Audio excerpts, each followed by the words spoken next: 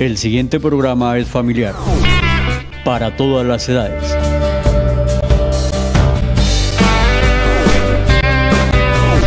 No contiene escenas de sexo ni violencia.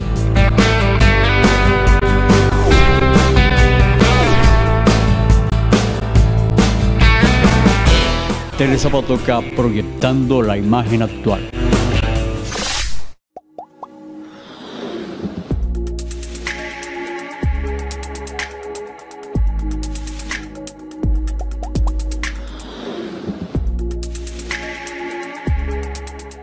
Señoras y señores, tengan ustedes muy buenas noches. El tema que vamos a tratar hoy tiene que ver con un personaje de la música colombiana, de la música en términos generales. Se llama Luisa Calvo. Custodio, buenas noches. Buenas noches, Alfonso, ¿cómo está? Vamos a hablar de Luisa Calvo. Vamos a hablar de Luisa Calvo, que tiene, en el transcurso del programa se van a dar cuenta porque tiene mucha relación con Zapatoca. Sí, señor. Aunque nació en Gambita, Santander. Sí, señor. Malvaloca es una canción compuesta por Luisa Calvo. Vamos a escuchar un poquito de esta interesante melodía. Yo no sé si en el transcurso del programa podamos de pronto escuchar alguna de las tantas composiciones de Luisa Calvo, que era magistral con el piano. Sí, señor. Malvaloca se llama la canción que estamos escuchando ya. Se le conoce popularmente, o se le llama cariñosamente al maestro Luis Antonio Calvo, se le conoce como el Chopin colombiano. Sí, señor. Muy bien. ¿Quién fue Luisa Calvo, Custodio? Luisa Calvo es un muchacho de origen humilde que nace en Gambita, Santander. No conoce a su padre. Su mamá regentaba una panadería en el pueblo. Sí. Allí llega un día en una tropa de guerra, de las tantas guerras que ha vivido Colombia, un señor muy apuesto que era el corneta del jefe de la división que tocó en Gambita, y se enamora de la muchacha panadera. Convive con ella un par de años, procrean 2 hijos, y un día el buen señor desaparece y la madre, como todas estas mujeres colombianas, como todas estas mujeres del mundo, se echa sobre los hombros la crianza de sus hijos, y con mucha pobreza, y al ver que no podía y que no había futuro para ellos en este pueblo, se va a Tunja. Sí, señor. Donde este muchacho curioso se emplea en un negocio de Tunja, con un patrón brutal que creía que el látigo era la mejor manera de hacerse escuchar por sus empleados, pero que era un virtuoso en el violín. Y ese niño comienza a ver tocar a su jefe, a su patrón, el violín, y con esa sensibilidad que lo caracterizó toda la vida, pues decide aprender. Y el maestro, el patrón, le enseña los primeros, con el patrón da los primeros pasos en el largo aprendizaje de la música. Sí, señor. Allí en Boyacá, ingresa a la banda departamental de Boyacá, se marcha, esto es sucinto lo que estamos haciendo, se marcha a Bogotá y allí cultiva y cosecha grandes éxitos. Sí, señor. O sea que básicamente la iniciación de Luisa Calvo como músico se da ¿en dónde? En Tunja. En Tunja específicamente. En Tunja. Pero con el patrón. O sea, usted dentro de la investigación que hizo, estableció qué actividad desarrollaba. Sí, tenía una tienda de abarrotes. Era una tienda de abarrotes. Era una tienda de abarrotes, y don Luisa Calvo de niño era el que hacía los domicilios, por decirlo así. Sí, acomodaba la mercancía, todo el trabajo que hace un muchacho de esa edad en un supermercado, en un abasto, en una tienda de abarrotes. Bueno, pero a ver qué dice la historia. Él, claro, en esas ocupaciones, ¿a qué horas tenía tiempo para él tupirle a la música, a tocar un instrumento? Porque es que es un virtuoso de muchos instrumentos, sobre todo del piano. Por supuesto, por supuesto. Entonces, cuando se tiene la sensibilidad, la capacidad y el don musical, a veces hay personas cuya capacidad es tanta que escuchan una canción y en cualquier instrumento la reproducen inmediatamente sin haberla practicado. Luisa Calvo era uno de esos virtuosos de la música. Un genio, ¿no? Era un genio musical. ¿Por qué le dicen Chopin y no le dicen otro, no lo comparan con otro? Porque Chopin, cuando ejecutaba el piano, o sus composiciones para piano, son majestuosas. Lo que sucede es que como es colombiano, como es paisano nuestro, y como lamentablemente nosotros tenemos ese sino de no darle importancia a lo nuestro, hablando con algunas personas me he encontrado que no saben quién es Luisa Calvo, y cuando les pregunto me dicen, ah, sí, sí, eso fue alguien de Bucaramanga que donó un dinero para que hicieran un teatro en la Universidad Industrial de Santander. No, no, por Dios. Se llama Luisa Calvo, ¿no? Sí, se llama Luisa Calvo. Y se llama Luisa Calvo porque resulta que cuando se construye el teatro, a la sazón el director de los coros de la Universidad Industrial de Santander era el maestro Gustavo Gómez Ardila. Imagínese. Zapatoca, además, pues por supuesto, sobra decirlo. El maestro Gustavo Gómez Ardila interviene y logra rescatar la memoria de Luisa Calvo, y por eso se le pone a ese teatro el Teatro Luisa Calvo. Y hermoso teatro. Mucha gente desconoce, mucha gente no sabe quién fue Luisa Calvo. Bueno, dijimos cómo se inicia, pero los primeros pinos, entonces, bueno, se inicia, aprende en la tienda, en la casa del patrón en Tunja, a interpretar instrumentos, un oído magistral, etcétera. Pero cuando siembra los primeros pinos. Sí, cuando él ingresa a la banda departamental de Boyacá, y es con la bombarda que él entra a trabajar. ¿Ah, sí? Sí, pero se dan cuenta de que el hombre era muy bueno y era muy capaz. Pero por aquello de las guerras, de las situaciones escabrosas que se presentan en nuestra patria, les mermaron el presupuesto y a él lo bajaron de rango y le bajaron el sueldo, y es cuando él decide irse a Bogotá. ¿Se va para Bogotá? Se va para Bogotá a conseguir una beca para estudiar música. ¿Y la consigue? No la consigue porque no tenía la influencia necesaria. Era el hijo de la señora de la panadería de Gambita, y él no puede acceder a una beca como quería, pero dos grandes profesores o dos maestros de la música colombiana son sus instructores, y comienzan privadamente, en forma privada y sin cobrarle, a enseñarle como unos mecenas. Como una teoría y solfeo, composición, en fin, una serie de cosas que hacen que este muchacho humilde, sin educación formal, logre dominar casi todos los instrumentos y componer canciones, tangos, pasodobles, bambucos, danzas, pasillas, danza como la que escuchamos, en fin, intermezos para piano, toda una gama que nosotros lamentablemente no escuchamos ni conocemos. Y todo eso lo hizo sin formación académica. Todo eso lo hizo sin formación académica. Pareciera que un sino trágico se cernía sobre su vida, y estando aún en la plenitud de su vida, siente algunas molestias de salud, va al médico y allí le descubren que tiene el mal de Hansen. Sí, señor. El bacilo de Hansen, ¿no? El bacilo de Hansen. Bueno, esa pregunta se la tenía para formulársela más adelante, pero ¿sí? de una vez. Ok. ¿Por qué se llama bacilo de Hansen? Estamos hablando de la lepra, ¿cierto? Sí, cómo no. O sea, a Luisa Calvo le da lepra, y por eso termina en el lazareto de Agua de Dios. De Agua de Dios. También vamos a hablar del lazareto de Agua de Dios. ¿Cómo no? Entonces, a la lepra la conocen como el bacilo de Hansen. ¿Por qué, Custodio? Gerhard Hansen era un noruego que descubrió el bacilo de esta enfermedad, y por eso lleva su nombre. Y por eso se le conoce como la enfermedad de Hansen, que no es otra cosa que la milenaria lepra. La lepra, bueno. Entonces, imagínense, eso fue en los comienzos del siglo pasado, cuando se presenta esa enfermedad. Y en Colombia existían, por lo menos que recordemos, dos lazaretos. Sí. Uno, el de Agua de Dios, y el de Santander, ¿cómo es? Contratación. De Contratación. Y en la costa había otro en Tierra Bomba, que fue bombardeado. Sí. Para hacerlo desaparecer, porque los leprosos no se querían ir de allí, ya habían arraigado, echado raíces, tenían cultivos, fue necesario desalojarlos a la fuerza y bombardearon ese lazareto. No.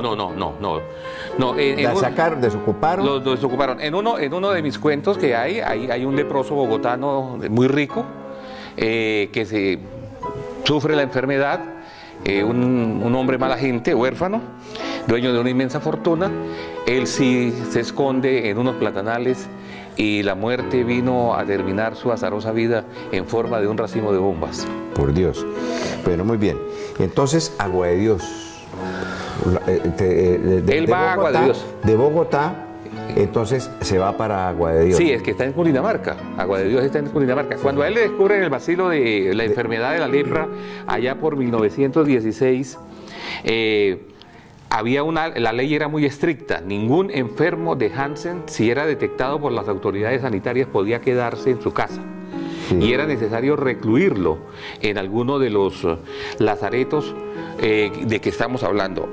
La alta sociedad bogotana le hace una despedida en el Teatro Colón, si la memoria no me es infiel, y él se va con su familia, con la familia que le quedaba.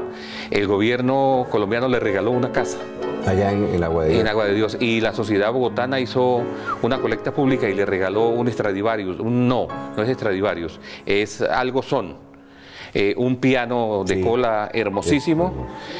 Y allí compuso buena parte de su producción y de sus mejores canciones. Sí, cuando eso ocurría, que alguien llegaba al lazareto, era prácticamente la muerte civil. Ya no podía seguir utilizando la cédula de ciudadanía. Le daban un documento especial emitido por las autoridades del lazareto. Él no podía salir bajo ninguna circunstancia del lazareto, e incluso había una moneda especial que se conocía como coscoja, que era la moneda que circulaba dentro del lazareto. Ahí en el lazareto. Porque se creía en aquella época que la lepra era una enfermedad altamente contagiosa. Sí, señor. Cosa que no es así. Se puede contagiar, pero por mucho tiempo, por largo tiempo de contacto. Sí, señor. Entonces este hombre llega allí con la vida destrozada. Recordemos que ha tenido una infancia muy triste, que no conoce a su padre, que ha tenido que trabajar para ayudar a poner el pan en la mesa, y de buenas a primeras se consigue con que tiene una de las enfermedades más infamantes y de segregación que existía en la época. No se había casado aún, era un hombre soltero, y se va allí. Y allí conoce otros personajes, conoce poetas, conoce escritores, conoce políticos afectados por el mal que estaban allí, y ellos hacían ciertas tertulias. Sí, señor. Y de allí es las noches de Agua de Dios, por ejemplo. Eso es una canción, eso es una composición triste y lamentable. ¿Es de Luisa Calvo? Es de Luisa Calvo. Nochebuena en Agua de Dios. Es una nostalgia, y hay un sentimiento tal cuando ejecutan esa pieza que uno no puede dejar de darle gracias a Dios todos los días, porque como nos ha tratado y como nos ha cuidado y nos ha protegido de tantas terribles amarguras que han vivido personas incluso superiores a nosotros.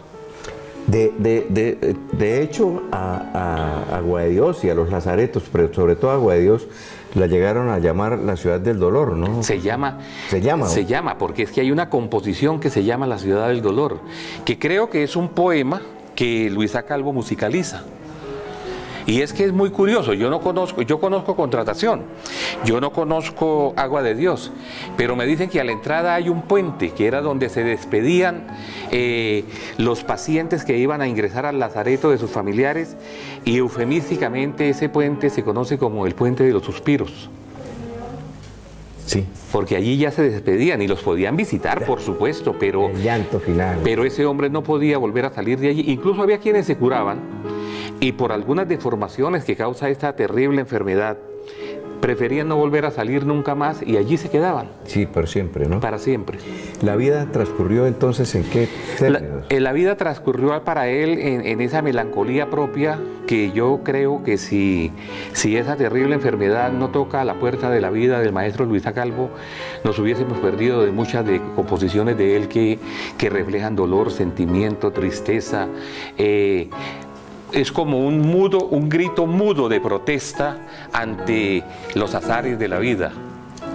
Allí Luisa Calvo se casa con la hermana de una paciente que no sufría del mal de Hansen.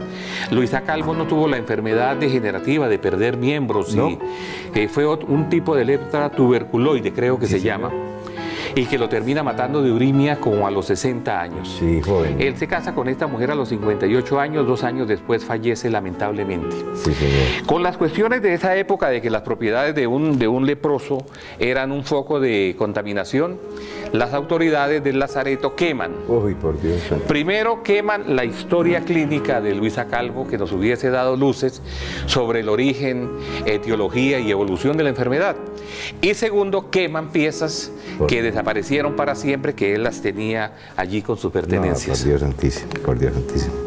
Ahora, la lepra tiene cura, Custodio. Tiene cura. O sea, ¿sí tiene cura? Si se detecta a tiempo. ¿Hay algún medicamento, alguna forma? Sí, hay muchos. Leprol se llamaba un medicamento que comercializaba Bayer a principios del siglo pasado, que lo comercializaba Bayer. Pero hoy día hay sulfas y hay muchos medicamentos y hay medicinas que si se detecta a tiempo la enfermedad la cura totalmente. Sí, ahora, el problema es cuando ha deformado la persona, cuando le ha causado mutilaciones, pues también se la curan, pero ya la persona queda prácticamente baldada para siempre. Y una de las cosas buenas que ha tenido el gobierno colombiano desde aquella época es que toda persona afectada de lepra, una vez que se recupera, se le concede una pensión de gracia. ¿Existe todavía? Sí, existe todavía. Qué bien. Existe todavía. La lepra, bueno, entonces, habiendo ya habiendo medicamentos para controlarla, ¿podríamos decir que la lepra está erradicada? No. ¿No está erradicada? No. No, hay países como la India, claro, la India tiene unas condiciones. La lepra, no necesariamente lo que voy a decir ocurre con algunos enfermos de lepra, pero las malas condiciones higiénicas, una deficiente alimentación, son caldo de cultivo para que se genere esta terrible enfermedad. Sí, porque le iba a preguntar si dentro de sus investigaciones, claro, eso ya corresponde a una pregunta para un médico, pero usted pues ha profundizado mucho en el tema. El origen. ¿Qué produce la lepra? Sí, la lepra es un bacilo que parece que está latente en todos los organismos, pero que si se dan unas condiciones especiales aflora.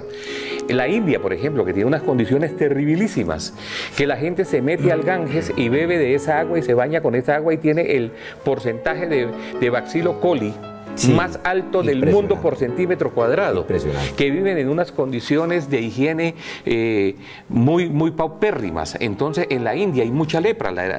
La hermana esta llevada a los altares de Teresa de Calcuta, hace su apostolado en Calcuta. Y aunque hoy día se comienza es muy controvertido su papel porque dice que allí parece que se vejaba y se trataba muy mal a los viejitos y a los enfermos. No sé si es que era de mano dura la viejita. Lo cierto es que ella comienza a trabajar inicialmente cuando ella llega, antes de decidirse pasar a la vida religiosa, en un barrio muy pobre de Calcuta, trabajando con leprosos, e incluso llevan al cine esa primera época de la Madre Teresa de Calcuta. Hablando de personas de este comportamiento social solidario como la Madre Teresa de Calcuta, ¿se conoce historias de personajes o de algún personaje en Agua de Dios, por ejemplo, que hayan hecho esa labor de dedicarse a atenderlos? Sí. Llega un muchacho de Italia, salesiano, sí, señor, que se llamaba Luis Variara, sí, y era músico. Y el sacerdote, el párroco de Agua de Dios, se lo trae, sí, y él termina sus estudios de teología en Bogotá y se vincula a hacer un trabajo pastoral, pero interesantísimo, con los enfermos de Agua de Dios. Les organizaba espectáculos, música, grupos de estudio, grupos de teatro, y al parecer era un crítico de las políticas oficiales respecto al manejo del lazareto. A la discriminación. Sí, en lo económico, en los recursos que se destinaban, que él siempre consideraba que eran muy poquitos, en la terrible segregación de que eran víctimas los enfermos de lepra. Y durante 19 años hizo un trabajo maravilloso. Incluso el padre Variara trabajaba como con unas niñas de la Legión de María aquejadas del mal de Hansen, que querían ser monjas. Sí, señor. Pero era imposible, es imposible. Estamos hablando del padre Variara, Luis Variara. Sí, vamos a un mensaje institucional porque ya prácticamente nos terminó el tiempo y enseguida regresamos. Si quieres descubrir la esencia de tu propio credo, vive la Colombia milagrosa.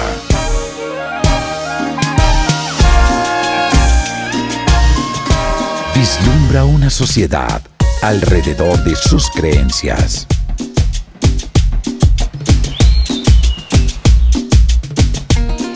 Conéctate con monumentos, arquitecturas y lugares naturales sagrados.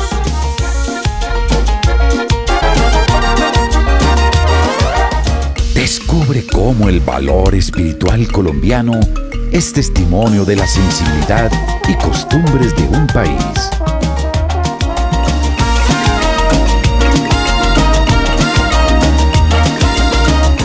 Para todo lo que quieres vivir, la respuesta es Colombia. Bueno, muy bien, continuamos. Está Custodio hablando del padre Luis Bariara, un sacerdote salesiano de origen italiano, por supuesto, que llegó a Agua de Dios a comienzos del siglo pasado y que trabajó en ese leprocomio. Bueno, el padre Luis Bariara era un hombre indiscutiblemente crítico. Y yo decía antes de hacer este corte institucional que él tenía sus críticas, para ser redundante, sobre la política oficial del gobierno colombiano hacia los enfermos de lepra. Los recursos que destinaba, el aislamiento en que los sometía, la segregación de que eran objeto estos enfermos, y comienza a manifestarlo de viva voz.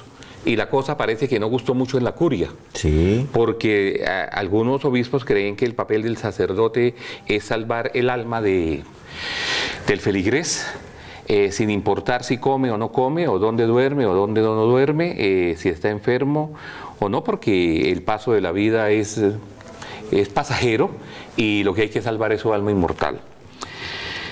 Lo cierto es que dentro de uno de sus logros, el padre Bariara, había una serie de niñas que estaban aquejadas de mal de Hansen, como les decía antes de ir al corte, y ellas querían ser monjas o querían ser religiosas, sí, y eso es absolutamente imposible. Ni un cojo, ni un mocho, ni un tuerto, ni un manco puede ser sacerdote, porque eso está prohibido en el Antiguo Testamento. Entonces razón tenía la señora esa de la iglesia de ese partido que se llama Mira, que no recuerdo cómo se llama, que dijo que no podía ser pastor quien fuera cojo, quien fuera tuerto, eso. Y esa mujer casi la crucifican. Claro, pero miremos en la iglesia católica, a ver si hay, a ver cuántos sacerdotes, de pronto hay, pero porque después de haber sido ordenados sacerdotes tuvieron el accidente. Claro. Pero yo de verdad no conozco un sacerdote que lo hubieran ordenado faltándole una pierna. Ni un masón. Que lo hubieran ordenado. Ni un masón.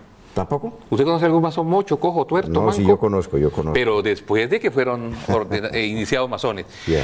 Bueno, lo cierto de todo esto es que el padre Luis Bariara comenzó a ser incómodo, y a pesar de que logra crear una orden de niñas aquejadas de lepra para atender enfermos de lepra, que tiene presencia en más de 14 países hoy día, ¿sí? Deciden enviarlo a diversas diócesis, a diversas parroquias, y lo alejan del sueño de su vida. Claro. Lo mandan a la costa, ahí tampoco cuadró el hombre.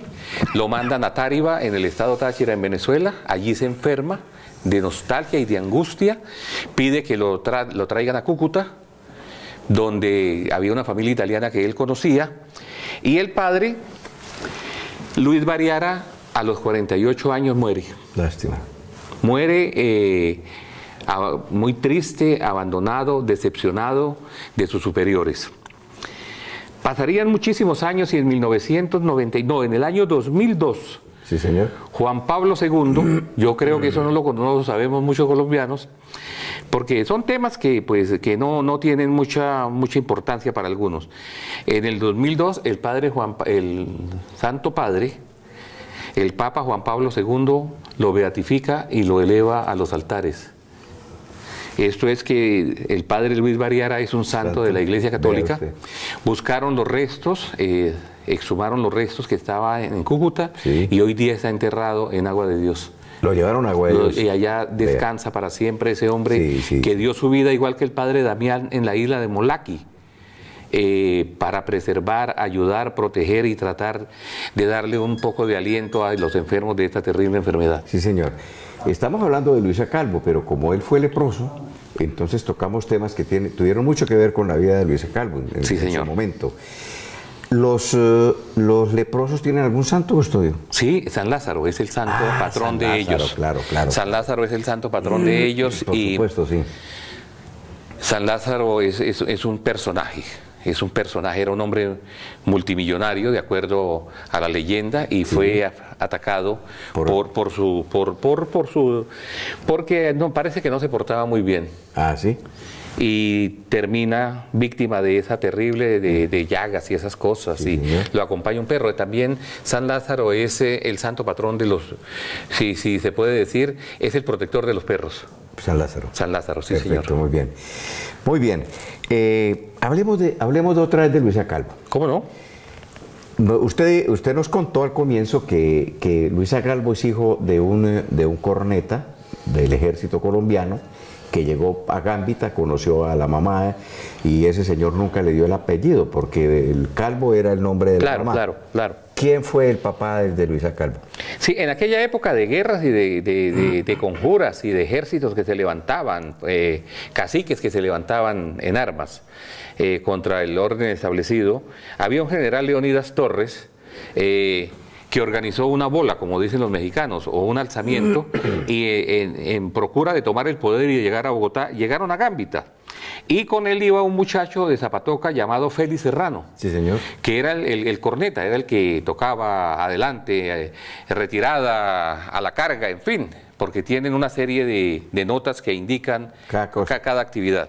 Don Félix Serrano se enamora de la señora Calvo allí en Gambita, que les decía que regentaba una panadería, conviven un tiempo, tienen 2 hijos, se va siguiendo a su general a hacer una nueva guerra y se olvidó de los 2 retoños que había dejado en Gambita y nunca más supo de ellos. Sería muy interesante lo que usted decía. Félix Serrano. Félix Serrano. Hombre, aquí hay una persona que es muy querida por todos nosotros, que se llama Carmen Pinilla. Carmen Pinilla es una mujer dedicada ya en sus años otoñales a recabar en la historia, los libros, a mostrarnos cosas. Yo le pediría el favor a Carmen Pinilla de que nos ayudara a recabar en la historia de Zapatoca, de los apellidos, quién fue Félix Serrano, quiénes eran los papás y qué pasó con él. Lo mismo a Rodolfo Useche. Es otro muchacho que es muy curioso y a Rodolfo Useche le preguntará, ¿usted cómo se llama? Edgar Calderón. ¿Su papá cómo se llamaba? Fulano, o se llama fulano de tal. Y le arme el árbol genealógico a Rodolfo Useche y a Carmen Pinilla. Les pedimos el favor de que nos ayuden a establecer quién fue Félix Serrano, el padre que nunca reconoció a su hijo, Luisa Calvo. ¿Cómo no? ¿Cómo no? Sí, señor. Y al Centro de Historia de Zapatoca, ¿no? Que están en esta grata tarea. A mí me parece que, claro, ahí la persona que está dedicada ahí es el muchacho Quintero, el músico, que también no lo podemos descuidar. Él está estudiando, está al frente de la biblioteca y de todos estos elementos. Hay que apoyarlo. Nosotros también vamos a hacer nuestro trabajo para tratar de estar, porque es importante que esa memoria la recuperemos y sepamos quién fue el padre de Luisa Calvo, que nadie lo ha mencionado. El tiempo se nos acabó, Custodio, lamentablemente. Y era el tema de Luisa Calvo muy importante, como habrá otros temas que podremos ir desarrollando. Yo no sé, ¿hay piezas musicales que usted recuerde de Luisa Calvo? Claro. Aparte como son tantas, déjeme revisar. A ver si podemos terminar, ¿sí? Edgar. Él tiene intermesos. Sí. Tiene composiciones para arpa. Tiene danzas. Danza es la primera. Es el autor del himno de Pereira y de Manizales. Vea usted. Es el autor de una pieza que se toca, lo toca la Marina Norteamericana en todas las marchas. En sus canciones tiene Nochebuena en Agua de Dios, por ejemplo, Tristes. que eso es. Son canciones muy tristes. Sí, compuso bambucos, compuso pasillos, compuso vals, pasodobles y tangos. Cuando tocamos el tema del tango, recordamos que Luisa Calvo había compuesto un tango. Vamos a dejémosle la cosecha a Edgar, para que vamos a despedirlo y vamos a dejar un poquitico, unos minuto y medio, 2 minuticos, para que escuchemos una de las interpretaciones de Luisa Calvo. No habrá video, porque quién se lo iba a filmar en su momento, no, pero puede haber unas imágenes de apoyo. Hay muchísimas imágenes de él, lo presentan como un hombre ahindiado, de buena estatura, de muy buena presencia, más parecido a Armando Manzanero, sí, más parecido a Armando Manzanero que a Richard Clayderman. Sí. Pero parecido por el tipo de composición. No, por el físico. Ah, por el físico. Por el fenotipo. Claro. Muy bien. Muy bien. Con esa melodía que no sé cuál es porque se la dejamos al libre albedrío de Edgar. Nos despedimos, no sin antes recomendarles un libro que tiene que ver con el tema, el tema de Luisa Calvo, que se llama Historia de la música en Colombia, de José Ignacio Perdomo. Y usted, custodio. Yo les voy a recomendar que viva la música de Andrés Caicedo. Excelente. Es un espectáculo leerlo. Claro. Andrés Caicedo, para los que no saben, fue un escritor precoz, y se suicidó a los 25 años. Él dijo que a los 25 años, de ahí en adelante, no tenía sentido la vida. Fue un muchacho que desde los 10 años estuvo metido en la música, la literatura, en el cine, ¿sí? Con Mayolo. Generaron un movimiento de jóvenes. Se suicidó muy joven Andrés Caicedo. Que viva la música. Que viva la música. Señoras y señores, tengan ustedes muy buenas noches. Custodio. Buenas noches, queramos lo nuestro, que Dios les bendiga cada día.